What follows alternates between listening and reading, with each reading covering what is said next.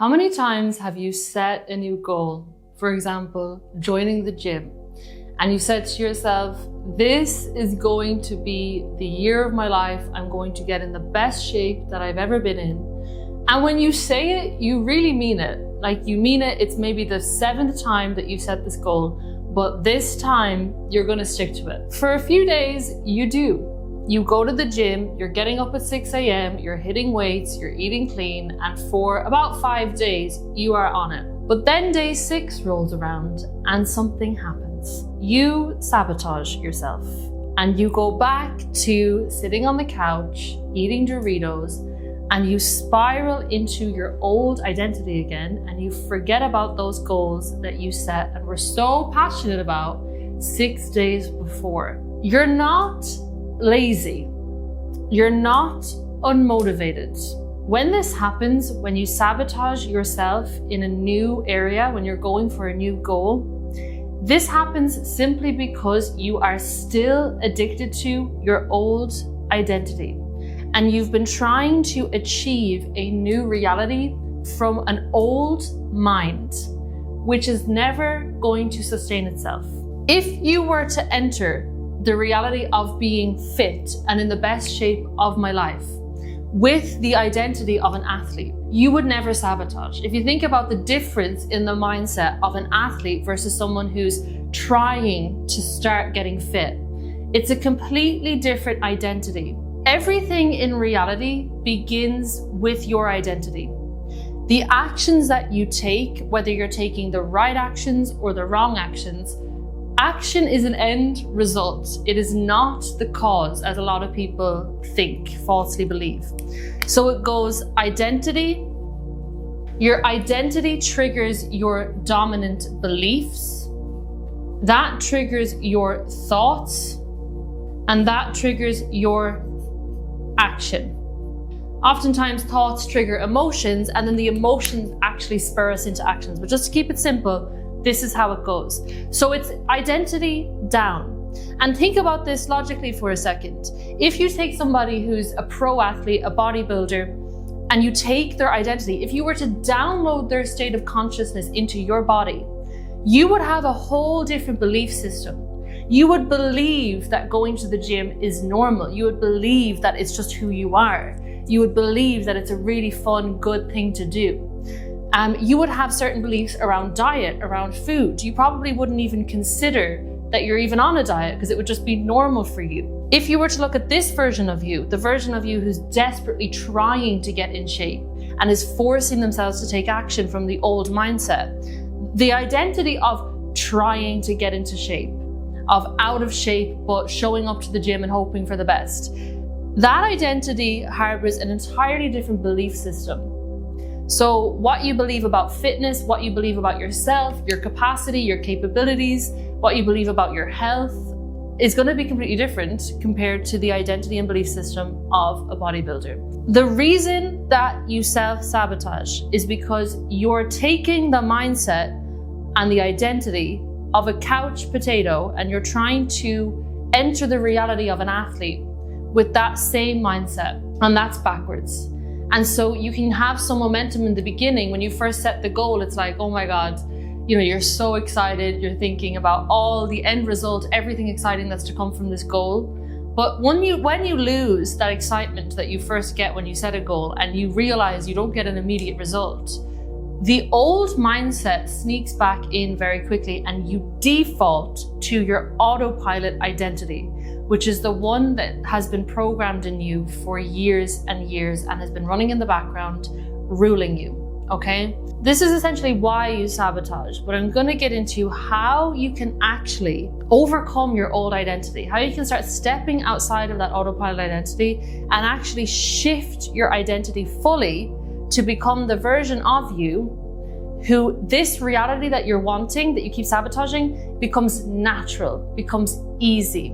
And sabotage will never enter your mind again. Step 1, you need to start zooming out of your old ego-based way of living. Just bear with me for this step because we're going to zoom things out for a second, but I need you to get your head around this because this is the prerequisite for all the shifts that are going to happen later. You need to exit your ego as step one, okay? So you've basically got a brain, and within your brain, you have different neural networks that you're firing on autopilot every single day in your conscious mind, okay? So when you wake up in the morning, every day, your brain automatically turns these networks on. And so when you think about your job, you have a certain pattern of thoughts that fire automatically. When you think about your relationship, when you think about your health, when you think about your finances, every single area of your life, you have neural networks that are well embedded in your mind, associated with each area of your life. And your ego self is being sustained by all of these habitual thinking patterns. So the dominant identity that you've been living as is your kind of ego self, more than likely if you're watching this video. And your ego self has been created by your external environment. So when we came here, there was a split in our being. So we essentially descended into these physical bodies as infinite consciousness. But we gained 5 senses to navigate this world, okay? And with our 5 senses, we have been downloading information from all around us, and we've been using that information to define a self, to define a worldview, to define a belief system, and to define an identity. So the identity that you more than likely identify as is all ego-based, because your ego was created by the world. It was created through your 5 senses. And so your ego is very reactive to everything in your environment because it was created by your environment. But if you want to move environment, you need to tap into the other element of the self, which is your higher aspect, your observer state, your consciousness, your infinite self, okay? So for today, we're going to call this your infinite self. The reason this is a prerequisite is because for you to actually start stepping outside of your identity and your habitual thought patterns, you need to basically break free from the chains of the ego. The ego is very reactive, it's very impulsive, and it's keeping you running on autopilot, getting triggered by the same things again and again and again, and remaining in the same state again and again and again. So this is why, even when you've decided that you're going to get in the shape of your life and you're going to get super fit, or you're going to launch that business or whatever it is, you can decide that, okay, great. But if you're still enmeshed in these same old thought patterns, in the same old ego identity, you're not going to actually be able to think like the version of you who can have the goal that you want, because you're still enmeshed in the same mind, okay? And so for you to correspond with a new reality, you need to correspond with a new self. There is no separation between the two. In actuality, it is an illusion of our senses that we're having in this 3D experience. You, the self, and the reality are actually one, because it's all consciousness. And for you to start changing the self, you first must exit the ego self. You have to get space. So if you think of your awareness, you've been kind of standing in here, and you just think life is these thought patterns that were created by your environment and that are enmeshed in the ego self, because you think it's who you are. Okay, you can't, like an eye can't see itself. You can't see that this is not actually who you are. You're the observer of this. So the first step is for you to just exit and start getting space from the ego self, okay? This is so important, because so long as you stay in here, you're going to keep firing the same thoughts. You're going to keep operating from the same identity and belief system, and you're going to keep taking the same actions and sabotaging, even though you know that's not what you want anymore. So step 1 is to exit the ego self and begin entering the infinite self. How do you do that? You sit down consistently in silent meditation, and you allow yourself to observe your thoughts. So the infinite self is the observer. It's the one that watches. It's that quiet void that's outside of your conscious thought. It's connected to the subconscious mind, the quantum field of information, all that is. And the key to your transformation is tapping into that infinite self that's connected to everything. So before we move on to the next few steps, you've got to commit, first of all. If you really want to shift identity, you need to become very aware of the ego self and begin separating from it. Because what will happen if you don't do that is you'll go to the gym, right? For example, if your goal was to get in the best shape of your life, you'll go to the gym for the 5 days, and on the 6th day, your ego self is going to use circumstances to dictate its being, as it does automatically. And it's going to say, I don't see any results. I don't see any progress. What's the point in this? This is stupid. And it's going to default to the old way of thinking, because the ego always bases its actions and its state and its beliefs off external reality. But the infinite self knows that it is the creator of reality. And so when you're detached from your ego's way of thinking, and you know that you are a divine creative being and you have access to everything, you can show up to the gym, you can see that you haven't seen much progress, and you can still say, that circumstance is irrelevant so long as I remain in the identity of being in the best shape of my life. Nothing outside me matters because I'm the creator being, and I do not allow external circumstances to dictate who I am, okay? And that is the difference, but you won't be able to do that when you're so identified with the ego. This is reflected, by the way, in all the ancient spiritual texts. Like in Kabbalah, they call this ego self Satan or Satan. It's a false identity based on the illusions of reality, but your true nature is infinite, is creative, is a fractal of God consciousness. You deny that nature, you deny your creative power to access anything that you desire in this reality when you keep reacting in your ego, when you keep allowing external reality to tell you who you are. And external reality is literally an end result of consciousness existing in forms previous to matter, which is like thought, energy, emotion. It's an end result. So you're allowing something at its end result to dictate who you are when you're the creative aspect. Your consciousness is what's creating your reality from what already exists in the quantum. And so the more you detach from the ego, who was created by the material world and who operates in the realm of the 1%, what you can see with your physical senses, and the more you tap into this creator who has access to the infinite, to the 99%, to the unseen, that's where magic can really, really start to happen. That's where you can start to get results that don't make sense. People have like healed limbs and had dramatic transformation in every area of their life when they have begun to operate in the unseen, in the creative element of them. So you've got to sit down and get into your inner world consistently. Stop allowing yourself to be ruled by the outer world, because that is ego, and you are always going to sabotage yourself if you remain stuck in your ego and stuck in your old state of mind. So most of the time people go back to autopilot because they've forgotten that they are the cause and that no external circumstance has any power over them unless they say it does. And they can overcome any circumstance if they say so. So that's step one. I see a lot of people in my community and in coaching and even on here, and they're trying to skip step one.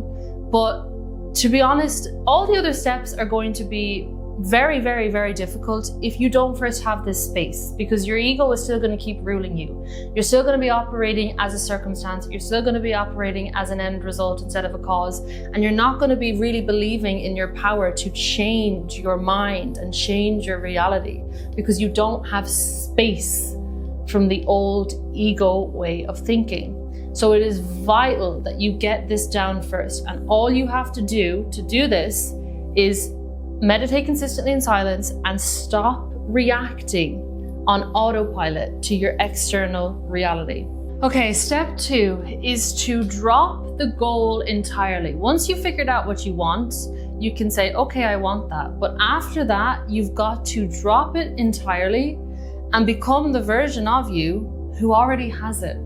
So most people, they sabotage, they don't make progress, like I mentioned, because they're trying to get to an outcome in the same mind, in the same energy, in the same belief system, and in the same identity as before. When, as we know, in order to enter a parallel reality, you must become the parallel self that is energetically resonant with that reality. And so, yes, define what you want, but then stop wanting it and start becoming it. Because you're gonna sabotage yourself if you keep just sitting here in the same belief system, in the same mindset, thinking I want, because wanting is never the same energy as having. So you're not gonna start to get it, and then you're gonna get frustrated and you're gonna get down on yourself and you're gonna think this doesn't work anyway, and then you're gonna sabotage yourself, because why would you keep going like that when it obviously isn't working? You're right, it doesn't work. So what can you do instead? You go from I want to I have and I am. And you might be thinking, well, I don't have it. How can I say that I have it when I don't have it? Again, you're thinking like a lower dimensional being when you think like that. You need to decide internally that you have something. 99% of your manifestation is done before you see it physically. The physical outcome that you see in front of you is the last 1% of the manifestation. So you've got to look after the first 99% in your unseen realm, in your energy, in your identity, in your beliefs, in your thoughts.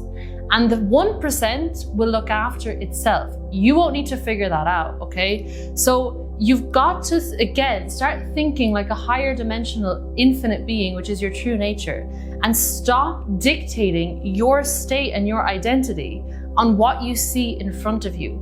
You're the one leading this dance. So you let go of the physical goal completely, and you decide to be 100% satisfied with having it internally. You decide to have it internally already. Say, it's done. I am the version of me who already has my dream physique. I am the version of me who is an athlete, who is healthy. You decide that that is who you are now, and you let go of looking for evidence. This is how you quantum shift. You stop waiting for permission from your external reality, and you start showing up as this version of you in a way that like you don't even need the outcome anymore because you feel like you already have it. That's when you'll get it. So for example, if you were going from the old mindset of I'm trying to get healthier, I'm unfit and I'm out of shape, but I'm trying to get better, you're going to be thinking, I really want to get in shape, and you're going to be forcing actions. You're going to be forcing yourself to sometimes go to the gym, sometimes eat healthier, and it's probably not really going to stick because you haven't shifted your identity or your mindset. Instead, you look at, okay, I want that outcome. Who do I need to become for that outcome to be natural? What is their identity? What is their belief system? What do they know to be true about themselves? And off the back of that, you're gonna have thoughts coming up like, you just eat healthy because you want to. It's a natural thing for you to choose healthy options. It's a natural thing for you to want to exercise because it corresponds with who you are now.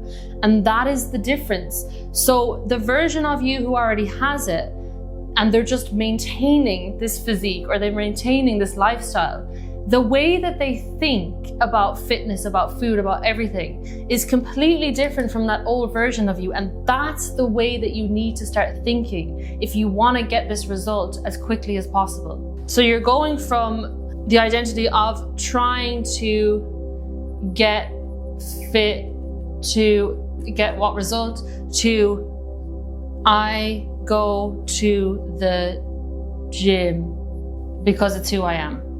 You see how there's no room for debate here. It's who you are. It's natural. This takes out a lot of the struggle, a lot of the strife, a lot of the difficulty that we enter into when we're trying to go into a new reality as an old self.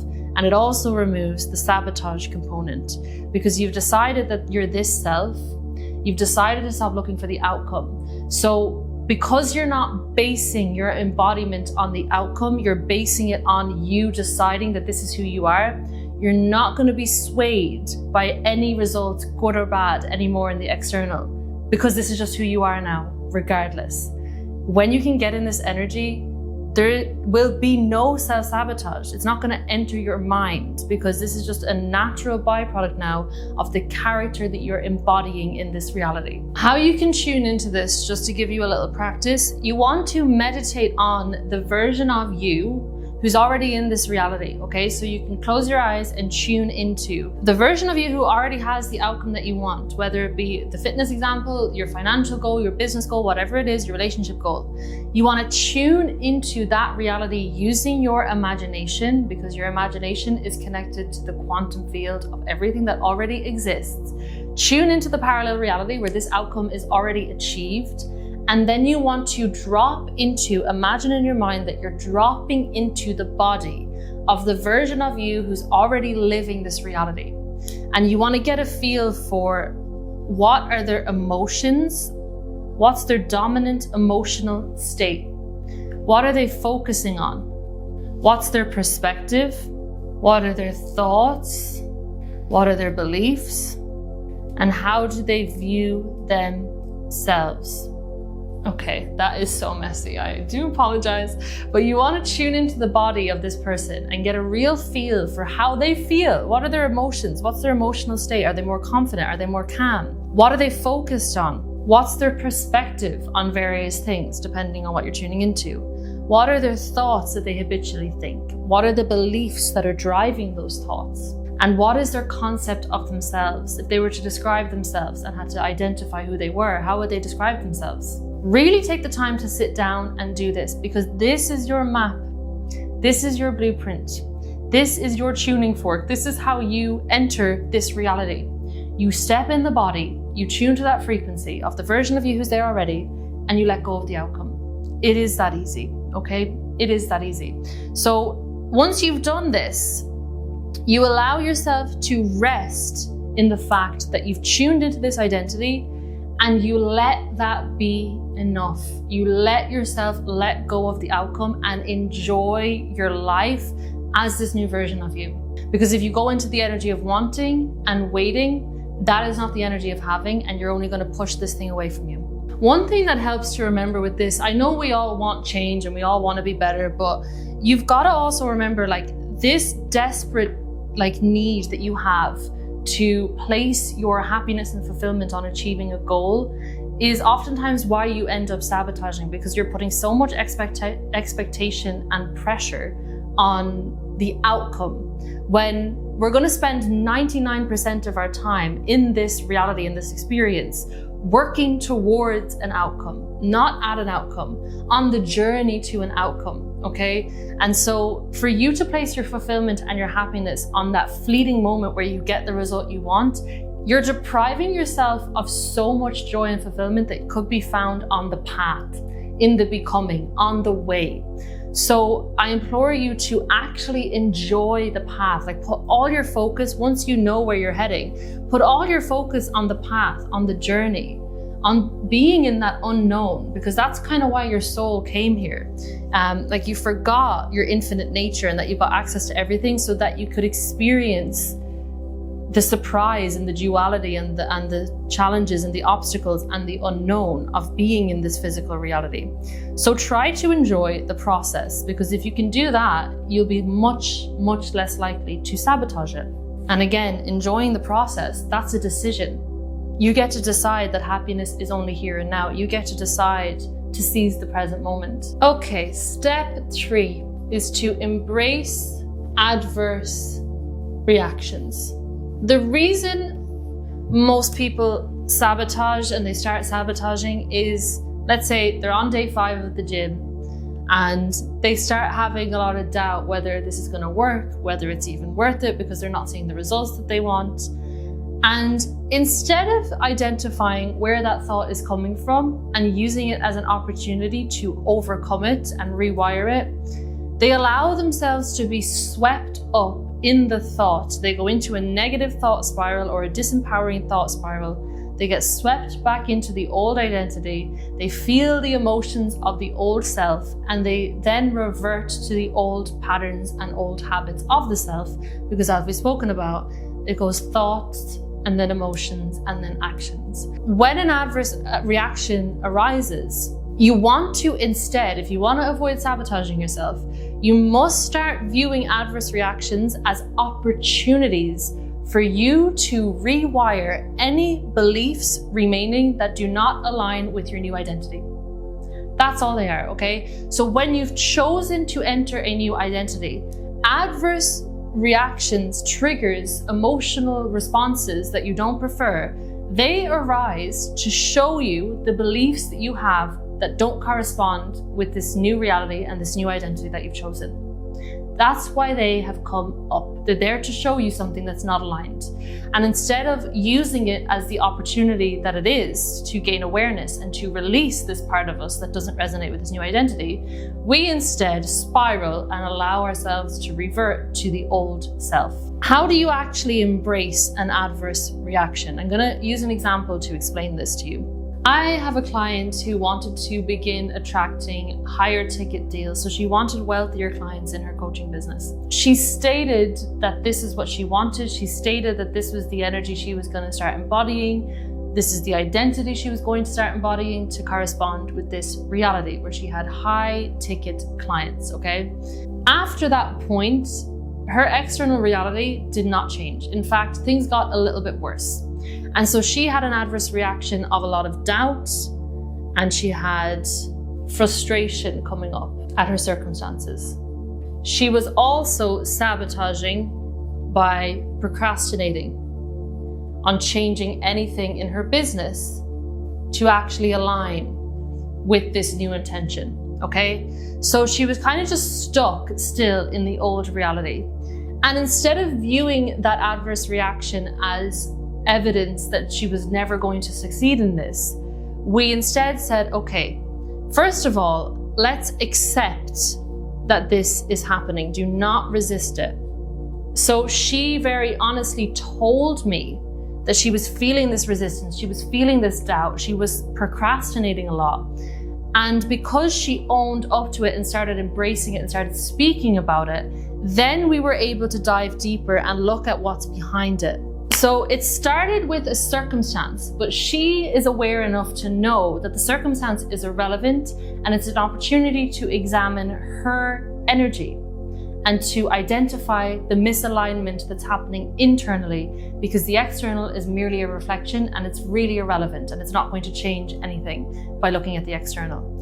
So we went from circumstance and we looked at, okay, her behavior and the patterns she was embodying, which was procrastinating and sabotaging. Then we looked at her feelings, which was doubt and frustration.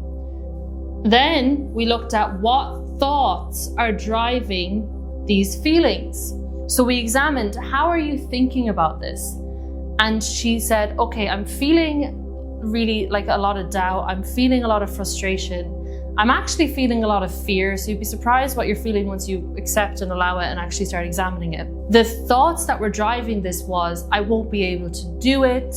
It's not going to work for me. I'm not the right person to do this, okay? So a lot of doubt-based thoughts were coming up that were driving these feelings, which were driving the behavior, which was creating the circumstance. And then we took it back again and we said, okay, what beliefs are driving these thoughts? And she discovered that she had a belief that wealthy people would take advantage of her. She had a belief that wealthy people were better than her, that she was not valuable by comparison, that she wouldn't be taken seriously. And so because we didn't just spiral into the circumstance, because we didn't resist that this was happening, because she accepted and allowed it, and we went through the process of going circumstance, behavior, feeling, thought, and then belief, she figured out all of these underlying beliefs that were not supporting her new reality. So we identified the old beliefs, which is, they're going to reject me, I don't belong in their world, they're better than me, they're not going to value me. And when we identified them, by the way, she realized straight away that really she didn't believe in these things anymore. But the thing about beliefs is they're underlying and they're sneaky, which is why adverse reactions are such a gift, because they show us, they're a mirror. They show us the stuff that we're unconscious of. And oftentimes, as soon as we become conscious of an unconscious belief, we're suddenly like, wait a minute, I don't actually believe that. because we've gotten to look at it objectively from our new perspective, okay? But it just stays there in the background until we look at it, ruling our behavior, ruling our emotions, and ruling our state. So we took out the old belief. Immediately she started questioning it and going, I don't think I even believe that anymore. But we really clarified the version of you who already has 10, 20, 30 high ticket, wealthy clients. What do they believe? And so we wrote down the whole new belief system that she was now going to wire in, which was, my clients truly value me for the work I provide. They value the transformation that I provide. My value is not dictated by who's in front of me. It never changes based upon that. So we brought in a whole new narrative that was supportive of her new identity. And so that adverse reaction was a gift in that it allowed her to identify these old beliefs and rewrite them. And when she rewrote them, her thoughts changed, her feelings changed, and her behavior automatically changed. And then guess what? Her circumstances changed.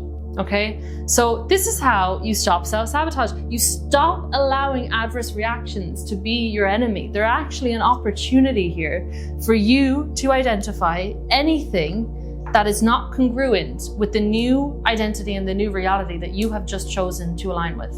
Okay, so to summarize, because I'm absolutely sweating in the studio, it's 30 degrees today. You have to exit the ego that's been defined by your circumstances, and you need to enter into the infinite self. You need to drop into that observer state consistently so you can see that you are not just your thoughts. You are not these habitual thinking programs that have been installed into you by your environment. You are unlimited, you are infinite, and you have the power to change your reality, but only when you step outside the ego who's been created by reality. If you can't be created by reality and also create reality, it's black and white. You're in one or you're in the other. So you need to get outside of the ego self who's created by reality and start stepping into that infinite self who's creating reality, who's connected to everything, the infinite field of information. You do that consistently by sitting down in silence every single day and allowing yourself to simply observe your thoughts and observe yourself. This gets you out of ego so fast and into infinite self, and you very quickly start to realize what is available to you and what's actually possible for you when you do this, which is so key. So the second thing to stop sabotaging yourself and to stop falling into the clutches of the old identity, you've got to drop the goal. You have to stop wanting the goal, and you have to start just embodying the version of you who's there already. You do this by identifying fully, tuning into that reality in meditation and identifying fully, who is this self? How do they think? How do they feel? What's their self-concept? What's their perspective? What are they focused on? And you allow yourself to tune into that frequency and into that energy and into that identity. Decide that that's who you are now. Cut off every other option and then come out of that and let go of looking for the goal. Let that embodiment be enough. And then the third thing is to embrace adverse reactions. So adverse reactions will arise when you've decided on a new identity and you've fully shown up in that identity, just to show you anything that's still underlying within you that does not correspond to what you've just chosen to align with. So adverse reactions, limiting beliefs that come up, emotional triggers, anything like that that comes up is there to help you. It's an opportunity for you to rewire any belief or any part of you that does not correspond with this new self and this new reality. So don't resist it. Go into it. Notice, okay, you see the circumstance, you never point your finger at the circumstance. Instead, you point your finger back at yourself and you ask, okay, how have I been acting? What have been my patterns? What have been the emotions that have driven those patterns? What are the thoughts that were driving those emotions? And then what are the beliefs that were driving those thoughts? You go in, you identify the beliefs, and then you rewire to the belief of the version of you who's there already. Congratulations, you've just got all the steps you could ever need to never sabotage your progress again. When you shift your identity first and you do it this way, and you act as the infinite creator that you are, Change gets to be easy, it gets to be fun, it gets to be natural. There's no more forcing outcomes, there's no more going backwards. You change the identity first and everything else flows off the back of that. You don't need to figure out how, you don't need to keep making things make sense, you don't need to keep wanting and waiting. You can actually just embody the self and enjoy that now. That is when the magic happens. If you want step-by-step resources to walk you through this process, guided meditations, tools, live calls, everything that you could ever need to do this process, you can find them below in my private community. If you're an entrepreneur or creative and you're ready to break free from limitation and self-doubt and actually align with your full potential, you can also find the link below for private coaching with me. I hope this video helped and I will see you all next week.